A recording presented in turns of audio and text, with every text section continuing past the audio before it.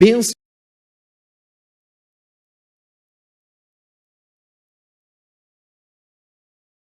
testemunho de cura, testemunho de bênção de Deus, não. Era testemunho de vida, testemunho de fé, de obediência, de fidelidade a Jesus, numa época em que servir Jesus significava a perda da sua vida. Então ele escreve o Apocalipse e fala com estes irmãos, e ele se refere a eles como companheiros na aflição, mas companheiros também na perseverança, na paciência de Jesus Cristo. Quer dizer, a vida cristã não é um mar de rosas. Não espere que você, quando se torna um cristão verdadeiro, você vai ter uma vida totalmente tranquila, de paz. A paz vai ser interior. Jesus promete paz interior. Daqui a pouquinho eu vou fazer uma oração para você que perdeu essa paz interior, para você que nunca mais conseguiu ter paz dentro de você. A paz é prometida interiormente, mas do lado de fora, ser cristão significa viver na guerra. É guerra. E muitas vezes você pode até perder certas posições, certos privilégios que o mundo te dá por causa da sua fé. Quando você vai à escola e lá descobrem que você é cristão, você é um estudante, é um jovem cristão, e os seus amigos descobrem que você é cristão, e se não descobriram ainda, é muito preocupante. É muito preocupante se você frequenta um ambiente, seja a escola, seja o local de trabalho, onde você frequenta, se as pessoas ainda não desconfiaram que você é cristão, a sua fé provavelmente é fajuta. A sua fé é fajuta. Não porque você tem que se mostrar um religioso, fanático, onde você vai. Não, mas porque a sua própria conduta vai te diferenciar. Você não vai se juntar a tudo que eles fazem, falar como eles falam. Você vai ser diferente. Porque o Senhor que reina na sua vida, a quem você serve, Ele coloca em você essa consciência. Eu me lembro que quando eu ia na escola, eu me converti com 13 para 14 anos e eu, uma vez, logo no ano seguinte, eu estava nas festas de fim de ano da escola, aquelas festas que tem de despedida, e eu estava lá na festa, e estavam tocando lá aquelas músicas, e eu comecei a dançar, como eu fazia sempre antes, cresci ouvindo aquelas músicas, mas a minha ficha ainda não havia caído com respeito à mudança do meu comportamento. Então, um colega de classe, que era crente, que era evangélico, me chamou no canto e falou assim: poxa, Renato, você está indo na igreja agora e você se comporta como um mundano qualquer? Eu fiquei tão envergonhado. Não diante dele, porque ele me puxou de canto para me ajudar. Eu não fiquei envergonhado diante dele, eu fiquei envergonhado diante do meu Deus. E eu vi que aquilo era verdade, que Jesus ainda não estava transparecendo através de mim. Eu vinha à igreja, mas eu ainda não era igreja.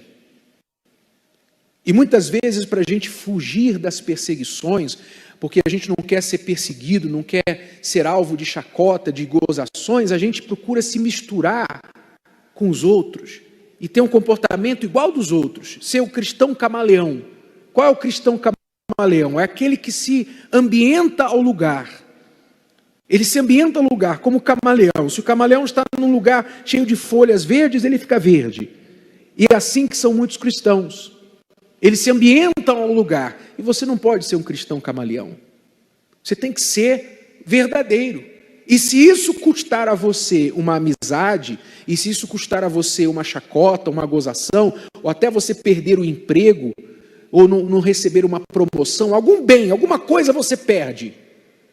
Por causa da sua fé, Isso é glória para você. Isso é uma chancela na sua fé. Isso é um carimbo na sua fé.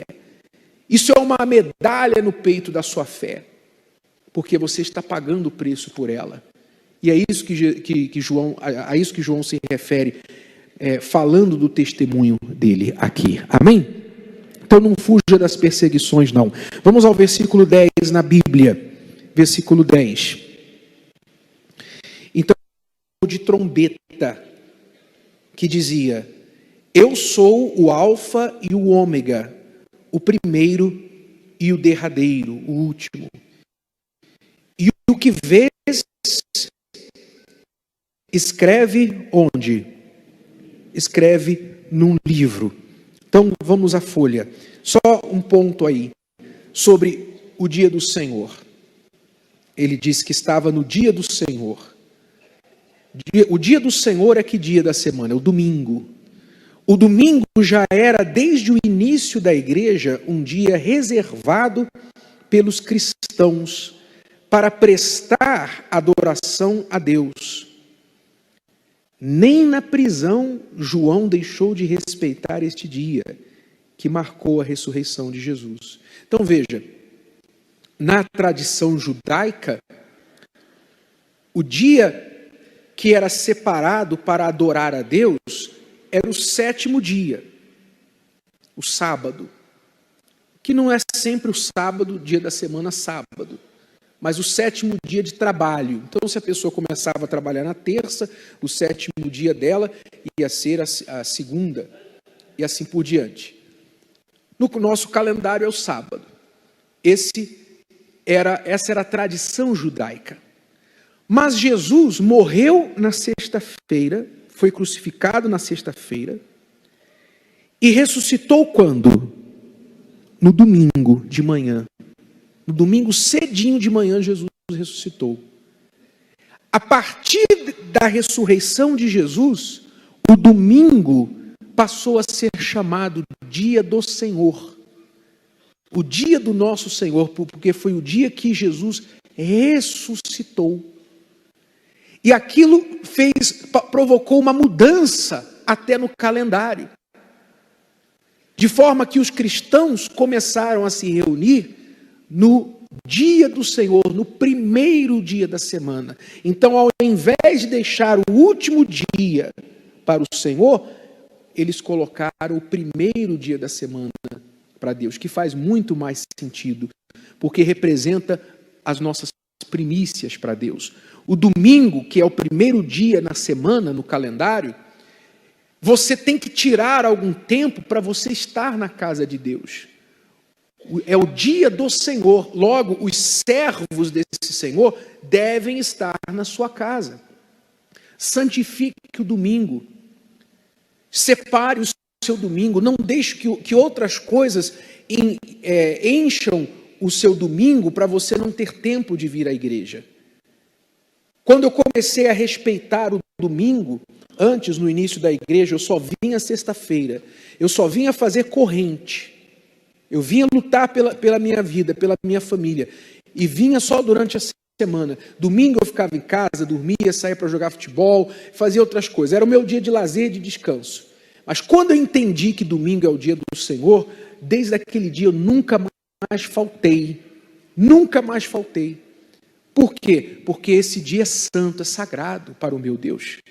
Então separe, assim como tem gente que para ela tem certos dias que são sagrados, tem gente que o sábado é sagrado do futebol, o sábado é sagrado de ir no salão de beleza, de ir no shopping. O domingo tem que ter o seu momento sagrado para Deus. E foi exatamente neste dia em que João, que estava em espírito no dia do Senhor, mesmo na prisão, que o Espírito de Deus falou com ele, a voz de Deus falou com ele. Amém? Então a gente continua aí a leitura. O que vês, escreve-o num livro e envia-o às 7 igrejas que estão na Ásia, a Éfeso e a Esmirna e a Pérgamo e a Tiatira e a Sardes e a Filadélfia e a Laodiceia. Depois nós vamos ver todas essas igrejas aí, o que significam. E virei-me para ver quem falava comigo. E virando-me, vi 7 castiçais ou candeeiros de ouro. E no meio dos 7 castiçais, um semelhante ao Filho do Homem, vestido até aos pés de uma roupa comprida, branca. Vamos à folha, por favor. Então, João viu Jesus no meio de 7 candeeiros de ouro, que simbolizam as 7 igrejas. Uma alusão a toda a igreja cristã. O número 7 na Bíblia é o número da perfeição, da completude. Então, 7 igrejas aqui significa todas as igrejas, não só aquelas que foram nomeadas. Toda a igreja cristã em todo o mundo, em todas as épocas. O Senhor Jesus está no meio dela, como prometeu, quando disse: onde estiverem 2 ou 3 reunidos em meu nome, aí estou eu, onde? No meio deles. A visão de João foi Jesus no meio de 7 candeeiros, que são as 7 igrejas, exatamente como Jesus prometeu. Há poder na reunião dos que creem. Jesus honra sua igreja com sua presença, sempre que ela se reúne, não deixando a nossa congregação, como é costume de alguns. Quer dizer, veja só, que Jesus, na sua promessa, quando ele veio em carne e osso, ele disse: onde 2 ou 3 pessoas se reunirem em meu nome, eu vou estar no meio delas. Isso é a igreja. Igreja não é a estrutura física, o prédio. A igreja são as pessoas, os que creem no Senhor Jesus. Quando os que creem em Jesus se reúnem, ali está a igreja, ali, naquele lugar. E Jesus fez questão de fazer essa promessa, quando 2 ou 3 pessoas se reúnem em meu nome, eu estarei no meio delas. E quando ele apareceu para João, ele fez questão de aparecer no meio dos 7 candeeiros, que significam as igrejas, exatamente para ele reforçar a ideia, a importância de você estar na igreja, de você estar reunido com os da fé. Há uma crença hoje, há uma maneira de pensar hoje, entre muitos que se dizem cristãos, que diz assim: Deus está em todos os lugares. Eu não preciso ir na igreja para buscar a Deus. Eu não preciso ir na igreja para adorar a Deus. Eu posso buscar a Deus na minha casa, eu posso ler a Bíblia em casa, eu posso servir a Deus em casa. Não preciso ir na igreja. Aliás, a igreja está cheia de gente hipócrita. Para que ir lá? Então, muitos se acham melhores do que os que vêm à igreja e acham que devem ficar em casa adorando a Deus, cultuando a Deus sozinhos. Isso é exatamente o que o diabo quer. O que o diabo quer, não porque Deus não esteja em todos os lugares ou que esteja só na igreja, mas se não houvesse um poder especial na reunião dos que creem, Jesus não teria deixado uma promessa específica para eles. Quando vocês se juntarem, eu estarei lá no meio de vocês. Ele não teria deixado essa promessa. Estão me entendendo? O que o diabo quer é exatamente como o leão, quando caça. O que o leão quer? O leão, quando caça, ele está vendo lá a manada de búfalo, de zebra, de veados. Ele está vendo lá os animais todos juntinhos. Então ele fica só olhando. Ele fica só olhando. Então quando ele dá uma corrida, o mais fraco, o mais doente, ele fica para trás. Se ele não consegue pegar um sozinho, dificilmente consegue, porque a manada fica junto exatamente para isso, para que todos protejam o gado.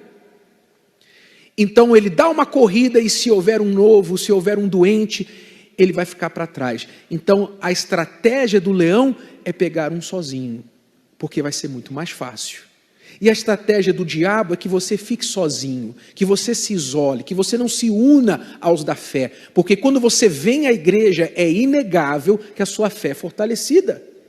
Não há comparação entre você orar em casa. Eu oro em casa, todos os dias eu oro na minha casa, mas não há comparação entre orar em casa e orar aqui na igreja. Não há comparação. Então o diabo quer que você desista da casa de Deus. Está me entendendo? Sim ou não? Então não caia nessa história, nessa lorota, que é uma das armadilhas do diabo.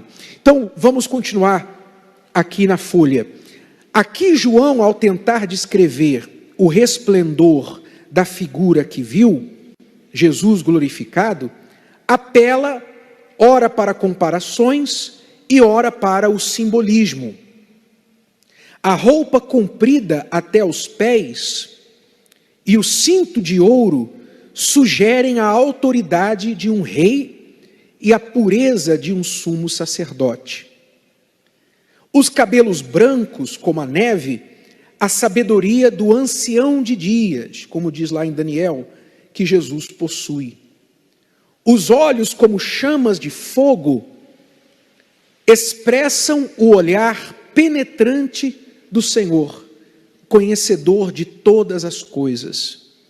Os pés, como bronze polido, simbolizam segurança e estabilidade, e a voz de muitas águas fala de sua autoridade suprema. Amém?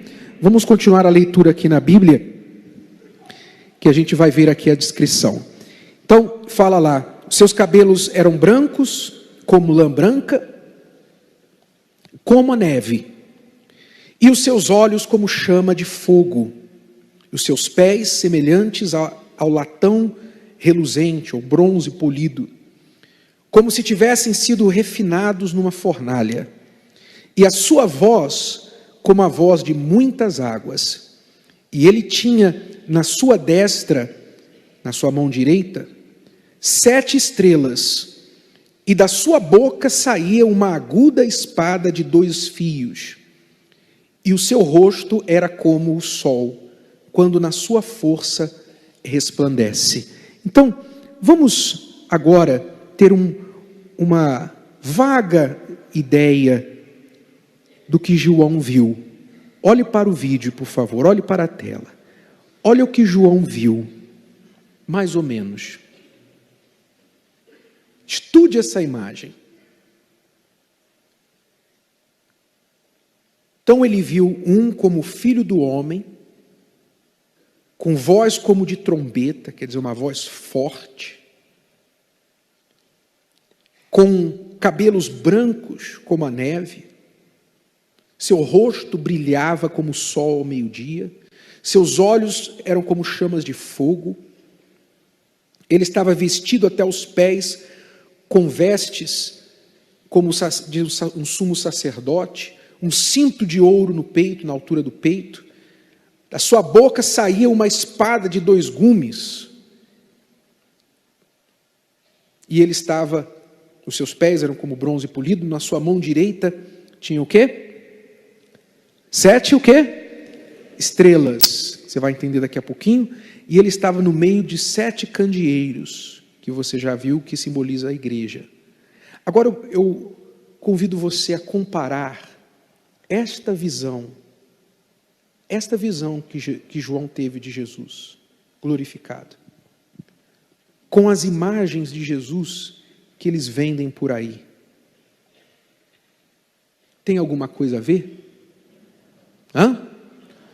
Quantas vezes, quando você vai orar, você imagina Jesus como aquelas imagens que vendem por aí?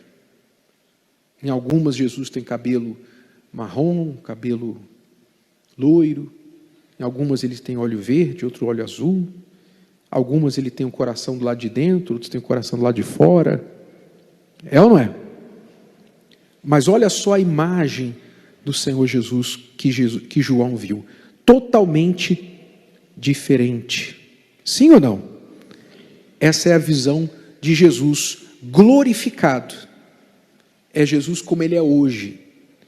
Então, vamos entender aqui, continuando na folha. As 7 estrelas na mão direita de Jesus significam os mensageiros do Evangelho. os instrumentos e veículos de sua mensagem, que ele usa para conduzir e apacentar a sua igreja. Então, quem são as estrelas, as 7 estrelas na mão direita de Jesus? São os que, não as igrejas são os candeeiros. As 7 estrelas são os mensageiros do Evangelho, aqueles que pregam o Evangelho. O Apocalipse se refere a eles como o anjo da igreja, os anjos da igreja. Anjo significa mensageiro. Então, todo aquele que prega o Evangelho, todo que prega o Evangelho segundo a vontade de Deus, é uma estrela na mão direita de Jesus. E por que a mão direita? Por que a destra? Porque significa quando você usa uma ferramenta, a sua principal ferramenta de trabalho, você usa a sua mão direita, que é a mão da força, é a mão da habilidade, da destreza. Quer dizer, Deus tem os seus servos, não são só os pastores, não, mas os obreiros, aqueles que dedicam suas vidas à pregação do Evangelho, à transmissão da mensagem do Evangelho, Ele os tem na palma da mão direita. Isso é muito confortante saber, amém? Que eu estou na mão direita do meu Senhor Jesus. Que você que serve a Deus, você que se preocupa em transmitir o Evangelho, servir, você obreiro, você levita, você que faz alguma obra missionária, você que faz parte de algum trabalho que leva a palavra de Deus para as pessoas, você está na mão direita do Senhor Jesus. E eu te pergunto, quem vai te tocar ali? Quem vai tocar na sua vida quando você está na mão direita do próprio Senhor Jesus? Então, você que se considera cristão, mas você não anuncia o Evangelho, você não faz parte dessas estrelas. Você que até anuncia o Evangelho, mas faz isso por interesse próprio, você não está na mão direita de Jesus. Por quê? Porque você tem que ser estrela de Jesus. Você tem que ser estrela na mão de Jesus e não estrela para você brilhar. Para você ser o tal, você tem que ser estrela na mão do Senhor Jesus. Infelizmente, alguns pregam o Evangelho para benefício próprio. Pregam o Evangelho para serem estrelas para si mesmos, para brilhar para si mesmos e não para levar Jesus. Usam o Evangelho para si mesmos. Esses não fazem parte das estrelas nas mãos do Senhor Jesus, porque eles já mesmos reclamam, reivindicam a glória para si mesmos. Amém? Então, vamos aí continuar. É claro, nem todos os que pregam o Evangelho são estrelas na mão de Jesus, porque muitos querem ser estrelas para si mesmos. A espada de 2 gumes que sai da sua boca é a palavra de Deus.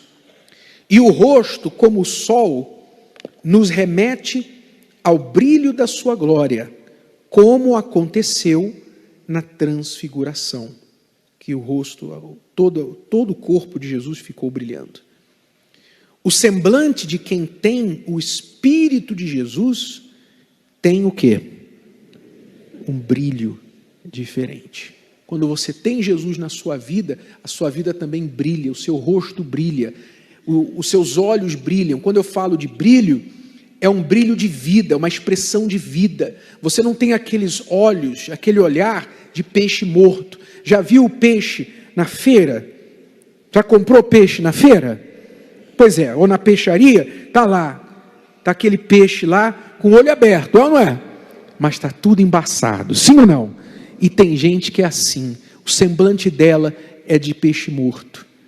Ela está viva, como se estivesse viva, mas na verdade está morta, porque não tem vida, não tem brilho.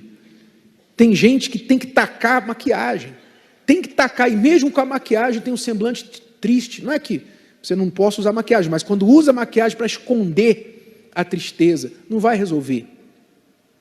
Você recebe o brilho de vida quando dentro de você há o Espírito do Senhor Jesus.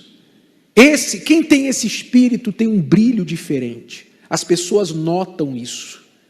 De você sai uma luz, de você sai uma energia. onde você vai. Amém?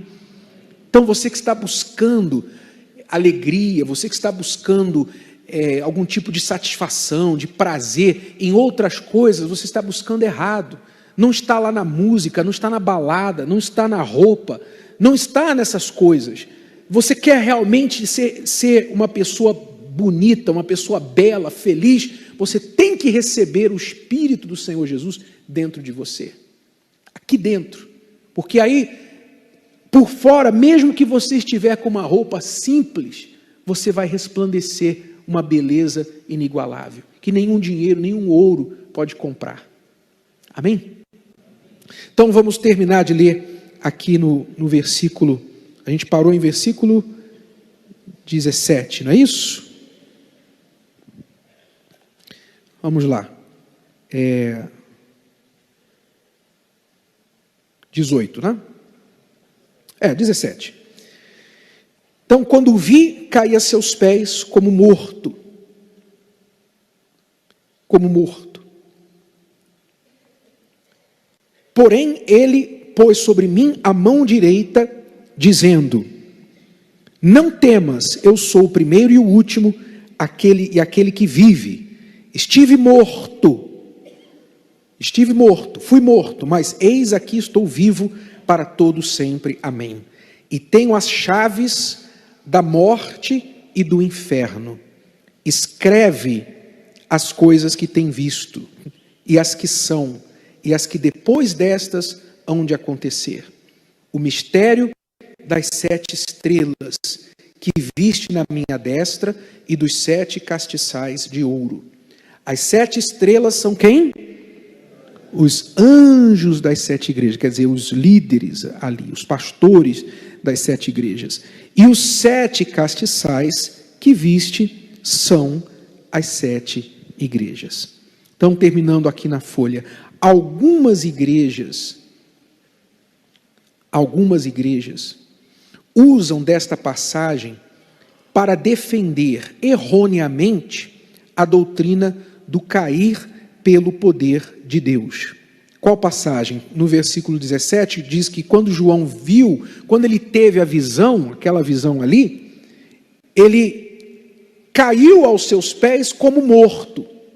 Então, algumas igrejas, que alguns de vocês já devem ter visto, ou até visitado, usam esta passagem aqui de João para dizer, quando você recebe o Espírito Santo, você não aguenta e você cai como se estivesse morto. Então eles pregam a doutrina do cair pelo poder de Deus, ou o famoso cai-cai. Mas note que João tinha razão de se prostrar diante da tamanha maravilha descrita acima. Mas esta visão foi dada a ele e ninguém mais. Amém? Eu imagino, se você estivesse numa ilha deserta, em espírito ali de oração, de repente você ouve uma voz como de trombeta, atrás de você, você vira para olhar e vê uma coisa daquela, eu não acho difícil você simplesmente, meu Deus do céu, o que é isso? É ou não é verdade? Você desmaiar, você cair no chão, diante de tamanha coisa que é sobrenatural. Aquela visão é uma visão de algo sobrenatural. Então João caiu, por quê? Porque ele teve a visão de Jesus glorificado. Mas você vai ver logo depois que Jesus o manda ficar de pé. Então não caia nessa história de que muitos aí infelizmente pregam, que quando você recebe o Espírito Santo, você cai no chão, e é uma baderna que você vê acontecendo, é uma carnalidade geral. A pessoa cai no chão, fica eu só vejo cair no chão aqui quando está manifestado com demônio. É ou não é? Quando cai no chão aqui é porque está com demônio. Porque quando recebe o Espírito Santo, você não cai no chão. Quando você recebe o Espírito Santo, você se ergue, você se levanta, você tem força. O Espírito Santo não joga ninguém no chão. Mas as pessoas incautas, as pessoas que não conhecem a verdade, que são vítimas da interpretação errada das Escrituras, infelizmente seguem esses falsos que promovem doutrinas que são totalmente antibíblicas. Então Jesus não joga ninguém no chão, Jesus não faz você rir, não faz você latir, não faz você uivar, não faz você ficar grudado na parede, não transforma o seu dente em ouro. Amém? Até queria que acontecesse, seria bom, né? Não seria mal, mas ele não faz isso. Não tem razão de ser. Então você tem que ter cuidado com essas falsas doutrinas que são características dos últimos tempos. Você tem que ter cuidado para você abraçar o que a Bíblia chama de a sã doutrina. Uma doutrina sã. Não uma doutrina doente, uma doutrina misturada com carnalidade, que infelizmente é abundante em muitas igrejas por aí. Então, finalmente Jesus reafirma sua morte e ressurreição e fala, quando ele falou lá, eu estive morto, agora vivo, e fala de sua autoridade sobre os inimigos da alma humana. Ele diz, fui morto, mas eis aqui estou vivo para todo sempre. Amém. E tenho as chaves do quê? A morte do inferno. Os dois inimigos da sua alma. A morte e o inferno. Então as chaves dos dois estão nas mãos do nosso Senhor Jesus. E não temais os que matam o corpo e não podem matar a alma. Temei antes aquele que pode fazer perecer no inferno a alma e o corpo. Quem pode fazer perecer no inferno a alma e o corpo? Quem? O diabo? Não. As chaves da morte e do inferno estão nas mãos de quem? Jesus. Quando Jesus falou aqui, não temam os que matam o corpo. Ou seja, você não tem que ter medo daqueles que matam o corpo. Quer dizer, as pessoas aí fora. Você não tem que ter medo de morrer. Tem medo de morrer. Não tenha medo dos que matam o corpo, mas não podem matar a alma. Você tem que temer aquele que pode lançar corpo e alma no inferno. Quem é esse? Jesus. Não era o diabo. Jesus não estava mandando temer o diabo. Ele estava mandando temer a ele, ao próprio Deus. Então, ele tem as chaves da morte e do inferno nas mãos. Jesus é o único que tem poder para salvar a alma. A ele somente seja o nosso temor. O temor de pecar contra ele e de perder a nossa salvação. Amém? Então, semana que vem nós vamos entrar no capítulo 2 de Apocalipse. Vamos começar o estudo das cartas às 7 igrejas, que significam cada cristão. E você vai ter um entendimento atual do que significa essas cartas. Agora, pegue aí à sua frente o cálice da Santa Ceia. Fique de pé, por favor, onde você está.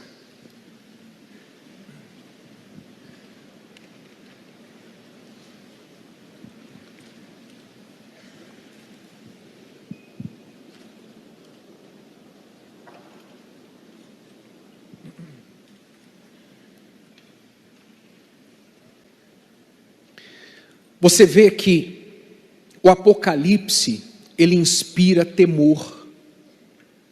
O Apocalipse inspira seriedade, reverência, respeito, até uma certa apreensão, porque nós estamos vivendo nos últimos dias, e a qualquer momento a sua alma pode partir. Se Jesus não voltar para este mundo, ele volta para você. Quando você morre, é a volta de Jesus para você. É o fim da linha para você. E a sua alma tem que ter já endereço certo, garantido, antes de você morrer. Você tem que ter essa certeza da salvação. O mundo, o sinal dos fins dos tempos, foi o que Jesus falou lá quando ele falava sobre isso. Ele disse, os últimos dias serão como nos dias de Noé. Como foram os dias de Noé? Deus havia avisado Noé que ele iria enviar o dilúvio sobre a terra, e mandou Noé construir uma arca, para ele, para sua família, e quem cresce. E Noé passou 100 anos construindo aquela arca, 100 anos, no meio do deserto. E você imagina como as pessoas gozavam dele, falavam, você é maluco, velho, você bebeu demais. E Noé falava, vai vir o fim, olha, vai vir um dilúvio. E as pessoas queriam saber de dilúvio. Jesus falou, nos dias de Noé, as pessoas só queriam saber de beber, comer e festejar. Beber, comer e festejar. Ninguém queria saber da mensagem do fim do mundo. Ninguém. Até que, quando ninguém esperava, começou a chover. Noé entrou na arca com os animais, selou a arca. E daqui a pouquinho as pessoas, pelo amor de Deus, deixa a gente entrar, agora não dá mais tempo. Então, Jesus disse que os últimos dias seriam como os dias de Noé. E é o que está acontecendo hoje. O mundo está festejando, o mundo está bailando, o mundo não quer saber de pensar em fim. E você tem que ter a visão espiritual do que está acontecendo. Você não vai ficar num quartinho na sua casa, lendo a Bíblia, esperando Jesus voltar. A sua vida, você tem que tocar a sua vida, você tem que trabalhar, tem que ganhar dinheiro, você tem que fazer as coisas. Mas você não pode perder de vista o espiritual. Que a qualquer momento, seja a morte, ou seja o Senhor Jesus voltando, você vai ter um encontro com a realidade. Amém? E depois dessa hora, não tem mais volta, não tem mais o que fazer. Ou você escreveu o seu nome no livro da vida aqui, ou você perdeu a sua salvação. É para isso que Deus deu o Apocalipse para os seus servos, para que eles se preparassem. Amém? Então, se você está ainda com a sua alma incerta, você não tem certeza da salvação, você tem a oportunidade agora. Na Santa Ceia, quando você comer do pão e beber do vinho, se você quiser, você vai se comprometer em viver uma vida em obediência a Deus a partir de hoje. A partir de agora, você vai priorizar a sua fé. Se você não quer levar a sua fé a sério, o meu conselho é que quando a gente eu terminar de falar e a gente fechar os olhos, você discretamente coloque o pão e o vinho de volta no assento e não participe. Porque você estará colhendo, a Bíblia diz, você colhe maldição para si, quando você participa sem considerar a seriedade do que isso significa. O pão e o vinho significam compromisso, aliança, casamento com Deus. Quando uma pessoa sobe no altar para se casar com outra, ela está deixando para trás a sua vida de solteira. Ela está deixando as suas regalias, sua liberdade de solteiro, para a partir daquele momento viver para aquela pessoa. A Santa Ceia significa isso. Se você não está preparado para viver com Jesus, para Jesus, a partir de agora, então não participe. Respeite, coloque de volta. Quem sabe da próxima vez, um dia você vai tomar essa decisão. Amém? Eu espero que não seja tarde demais. Feche os seus olhos, por favor, e vamos falar com Ele agora.